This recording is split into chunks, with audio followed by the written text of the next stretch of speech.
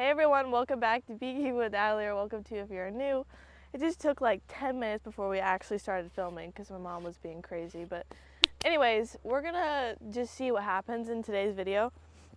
There was a bumblebee just bothering me. It was giant, so I don't know, hopefully it won't come back.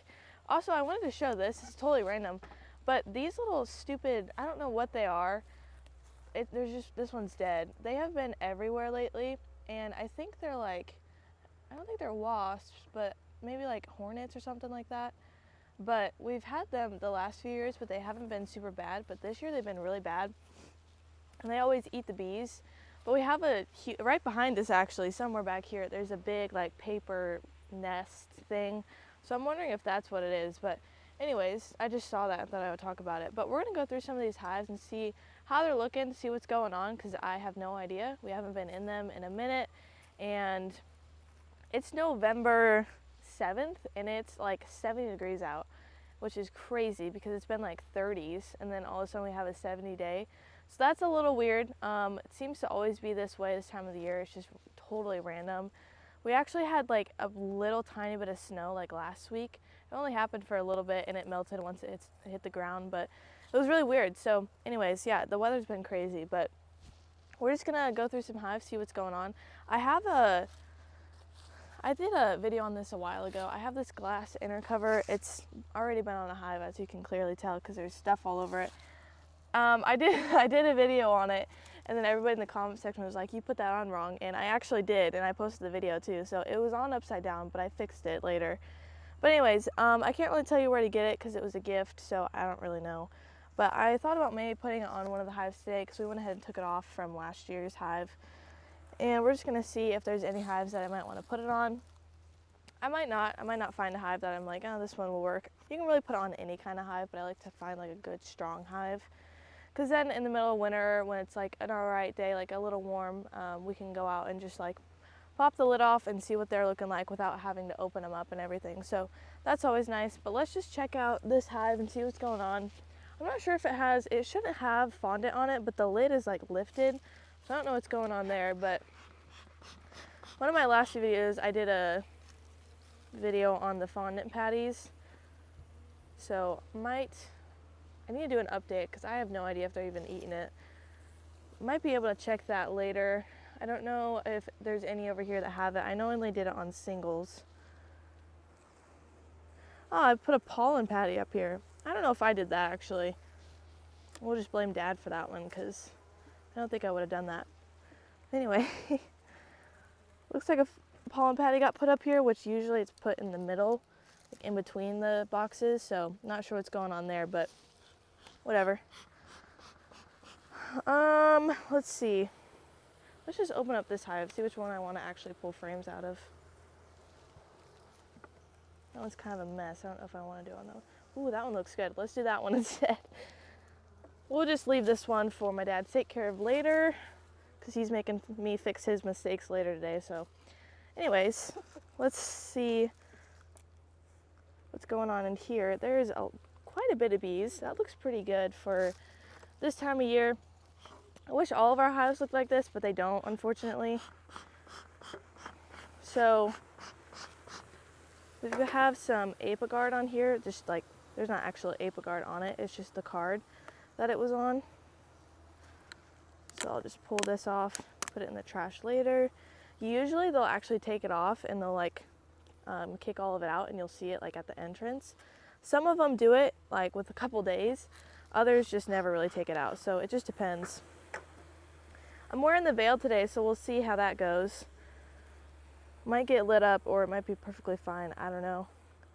I had somebody ask me about doing inspections this time of the year.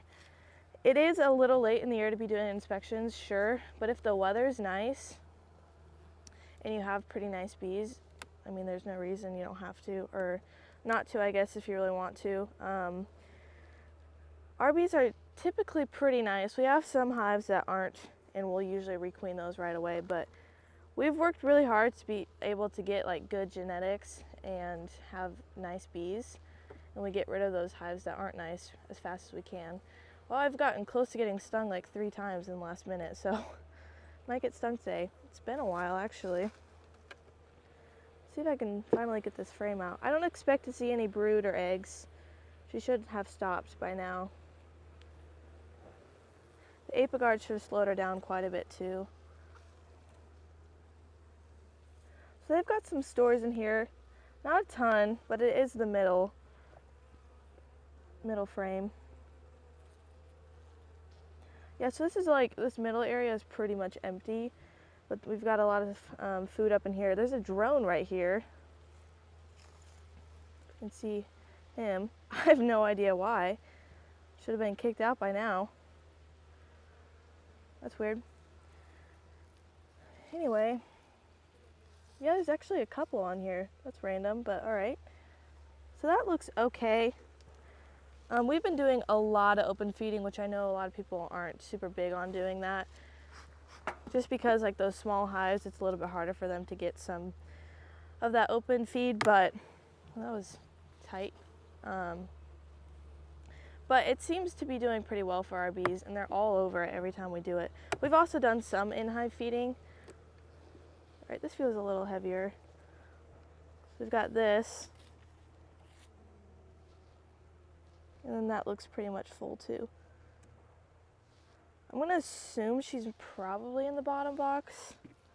I don't know. All right, we'll go ahead and close them up. There's not much I'm doing today. There's no reason for me to be getting into them. I'm kind of just a normal beekeeper that wants to get into their hives. So that's all we're doing today, is just checking to see how they're looking, and if they need any feed, we'll put some on, because right now is the time to do it.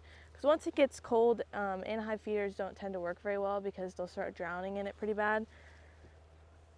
But if we put it in today, and it's supposed to be cold again tomorrow, that won't really work out. But I think it's supposed to be okay for the next few days at least.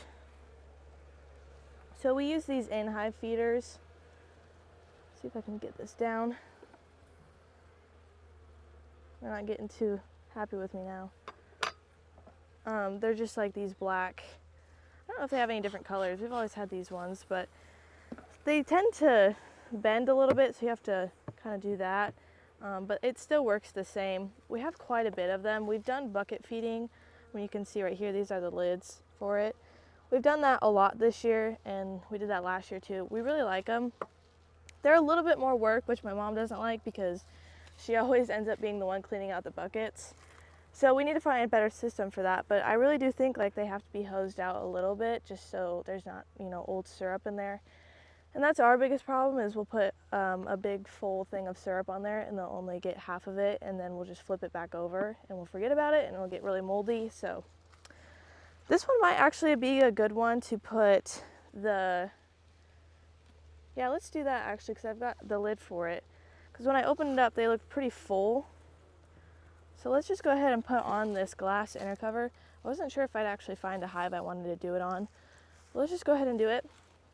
So there is comb on it already, but I don't want to scratch the glass, so I don't think I'm going to take it off. I'm just going to leave it there. Eventually we'll probably take it off. So it doesn't go like this, because then you can't do the feeder on top. So it's supposed to be like this, I think.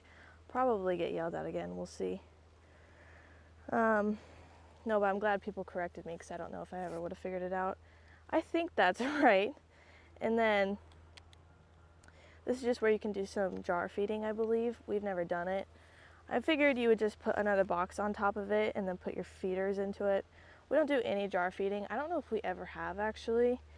Just not something we like to do. We don't like the ones like on the front of the hive either. It's just not something we use. But over here, I've got this lid. Oh, there's actually one right here. Let's use that one, because that one's got an inner cover stuck inside of it. So you have to use these kinds of lids. You can't use one of these because it just doesn't work. But it just goes right on top of it like a normal inner cover. We'll see if this fits. Right, yeah, that's fine. All right, so that works. So now all we have to do is take off this part of the lid, and it won't really affect the bees at all, because they've got that glass and it's completely sealed from there. So one thing you want to make sure you don't do is leave any bees. I don't know why it would happen, but if you take this lid off and there's bees up here, you want to get them off, because there's no way for them to get out once they're locked in here. So, because they can't get in through here or get out at all. So just want to make sure there's no bees up there. And that's pretty much it.